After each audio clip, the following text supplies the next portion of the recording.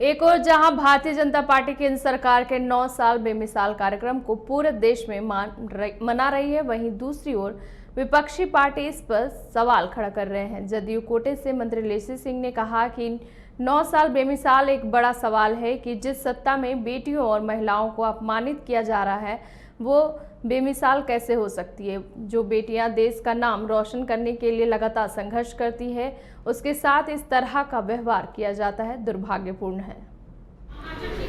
9 साल बेमिसाल तो है ही। जिस तरह से संसद भवन का उद्घाटन हुआ, उसमें जो देश की सर्वोच्च पद पर सुशोभित कर रही है द्रौपदी मुर्मू जी, महामहिम राष्ट्रपति महोदय जी से उद्घाटन नहीं कराना, यही बेमिसाल है। महिलाओं का अपमान है। जिस तरह से एक द्रौपदी मुर्मू का अपमान नहीं हुआ, पूरे महिला समाज का अपमान किया गया, यही बेमिसाल है। आप देख रहे हैं किस तरह से महिला पहलवानों के साथ दुर्व्यवहार किया जा रहा है, उनको घसीटा जा रहा है। जो दोषी हैं उन पर कार्रवाई ना होके और जिन महिलाओं ने देश का झंडा बुलंद किया, मेडल लेके आई, उनका क्या हश्र हो रहा है, यही बेमिसाल है। ये तो देख ही रहे हैं किस तरह से केंद्र की सरकार 9 वर्षों में। आरएलजेपी प्रवक्ता चंदन सिंह ने नीतीश कुमार को लेकर बयान दिया है। उन्होंने कहा मुख्यमंत्री जी को नीति आयोग की बैठक में जाना चाहिए था। उन्होंने नीतीश पर निशाना साधते हुए कहा है कि आपने पूर्व निर्धारित कार्यक्रम होने का बहाना किया, जबकि आपका पूर्व निर्धारित कार्यक्रम पंडित जी के प्रतिमा पर माल्यार्पण करना था। आप बिहार के साथ अन्याय मत कीजिए।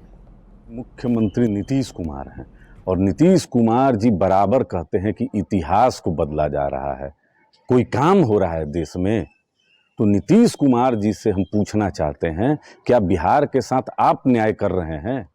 जब बिहारियों के पक्ष में और बिहार के लिए नीति आयोग में जाकर आपको बिहार के लिए कुछ योजनाओं पर बात करनी चाहिए थी, उस समय तो आपने कहा कि मेरा पूर्व निर्धारित कार्यक्रम है।